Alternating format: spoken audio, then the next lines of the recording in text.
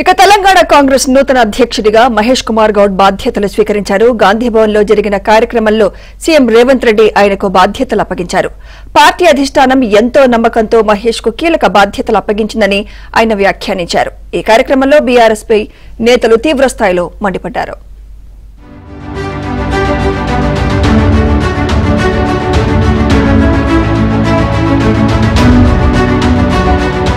TPCC అధ్యక్ష బాధ్యతలను రేవంత్ రెడ్డి నుంచి మహేష్ కుమార్ గౌడ్ స్వీకరించారు. లాంఛనప్రాయంగా జరిగిన ఈ కార్యక్రమంలో సీఎం రేవంత్ తో పాటు పార్టీ ఇన్ఛార్జ్ దీపాదాస్ మున్షి కూడా హాజరయ్యారు. ఈ సందర్భంగా పార్టీని మహేష్ కుమార్ గౌడ్ నూతన ఉత్సాహంతో ముందుకు నడిపించాలని నేతలకు విజ్ఞప్తి చేశారు.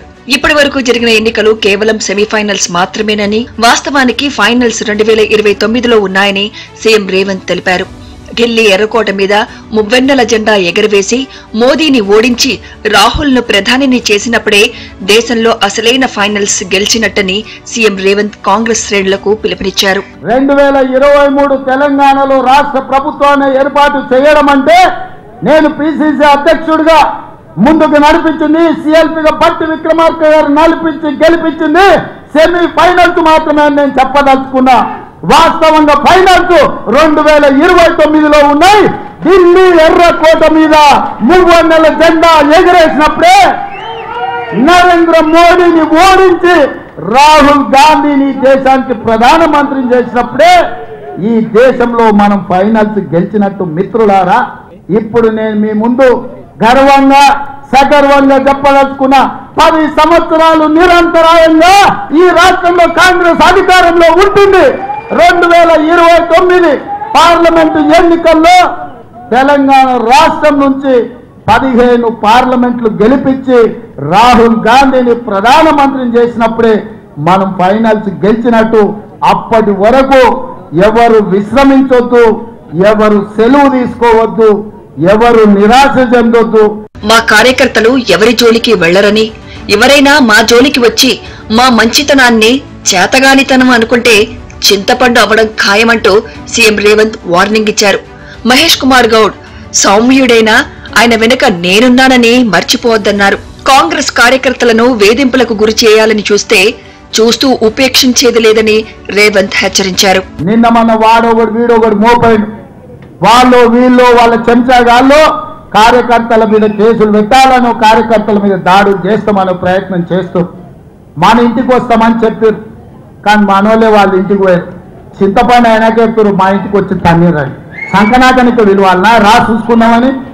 అందుకే నేను చెప్పిన, నేను లేను, శాంతి భద్రతలు వస్తానే చూసి శాంతి భద్రతలను సరిదిద్దండి అని చెప్పిన.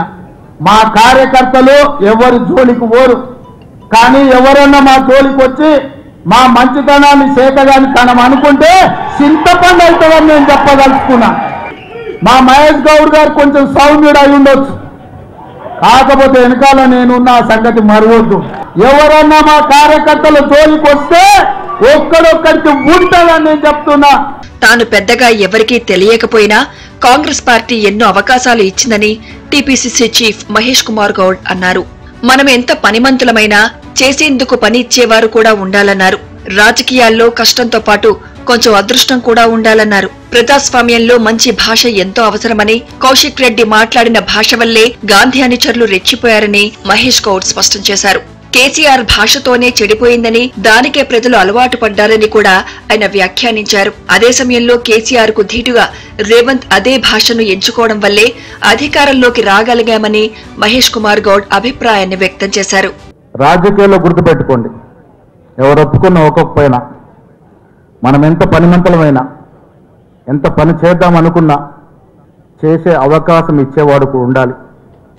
ఆ అవకాశం వస్తేనే మనము మన యొక్క పనితనాన్ని నిరూపించుకునే అవకాశం దొరుకుద్ది. సో రాజకీయాల్లో మొన్న కౌశిక్ రెడ్డి విషయం వచ్చినప్పుడు నేను మాట్లాడాను. ప్రజాస్వామ్యంలో ఉన్న మనకి భాష చాలా అవసరం, మంచి భాష మాట్లాడడం. మొన్న కౌశిక్ రెడ్డి వాడిన భాష వల్లే గాంధీ అనుచరులు రెచ్చిపోయినట్టు సందర్భం.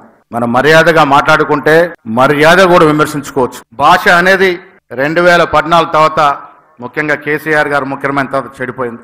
నిజంగా కూడా ప్రజలు దానికే అలవాటు పడ్డారు. పిసిసి అధ్యక్షుడిగా రేవంత్ రెడ్డి ఉన్నప్పుడు మనం కొంత సౌమ్యంగా ఉంటే బాగుంటుందేమన్నప్పుడు, లేదన్నా దెబ్బకు దెబ్బ మాట్లాడాలంటే అదే భాష మాట్లాడాలి అనేటువంటి మాట రేవంత్ రెడ్డి గారు ఆ భాష ఎంచుకున్నారు కాబట్టే ఇవాళ ధీటుకు ధీటుగా జవాబు చెప్పగలిగినాం, మనం అధికారంలోకి రాగలిగినాం. టీపీసీసీ అధ్యక్షుడిగా 38 నెలల పాటు సేవలందించిన రేవంత్ స్థానంలో మహేష్ కుమార్ గౌడ్ పదవీ బాధ్యతలు స్వీకరించడంతో పార్టీలో నూతనోత్సాహం కనిపిస్తోంది.